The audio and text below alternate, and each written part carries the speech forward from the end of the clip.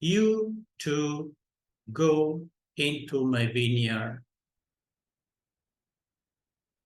The gratuitousness and greatness of the reward that God reserves for those who work for the spread of Christianity is part of God's amazing plans, which do not coincide with our own.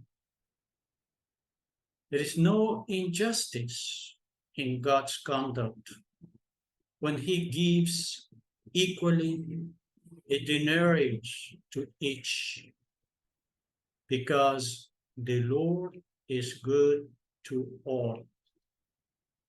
The denarius is an immense treasure, eternal life.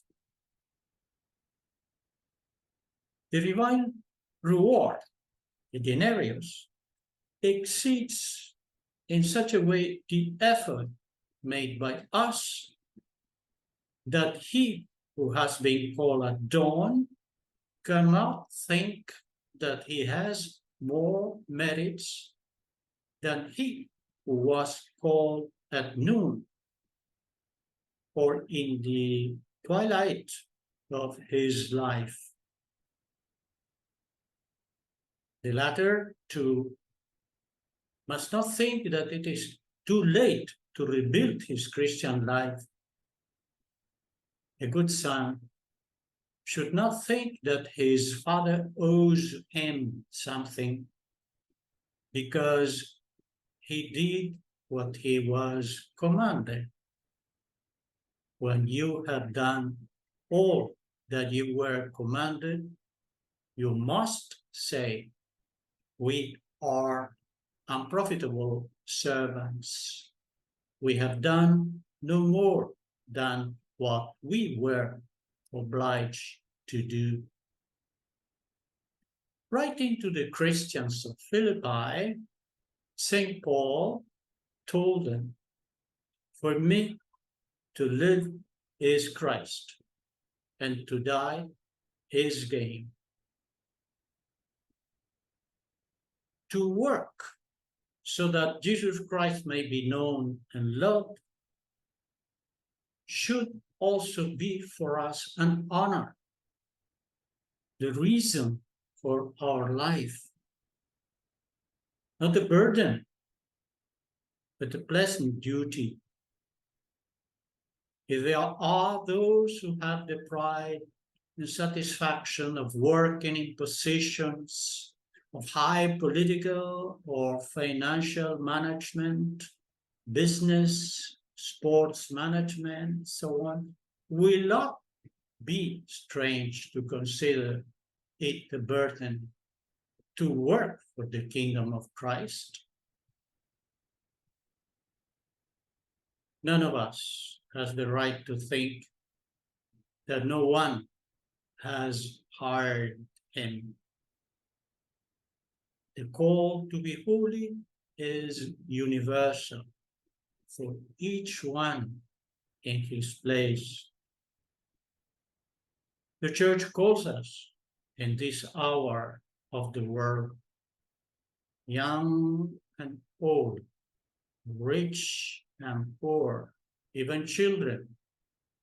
As the Second Vatican Council reminds us, everyone is useful for the tasks of caring for the vineyard, plowing it, fertilizing it, protecting it from pests, pruning it, gathering the clusters with which to produce the wine that rejoices the heart, a foretaste of the wine that the Lord will serve at the end as a tenor, rewarding our modest service. Let us ask ourselves, in the light of these teachings of Jesus, do I make the objectives of the Church my own? Do I care about the people, the doctrinal confusion, their emptiness, their sadness? Do I try to help materially and spiritually those I see in need? Or I have become accustomed to their deficiencies as if it were normal or something irremediable? The Lord calls each one of us. He does not want to see us standing still and saying that no one has hired us. Today, in this Sunday celebration, Jesus addresses each one of us. You too go into my vineyard. He's waiting for you. That saved a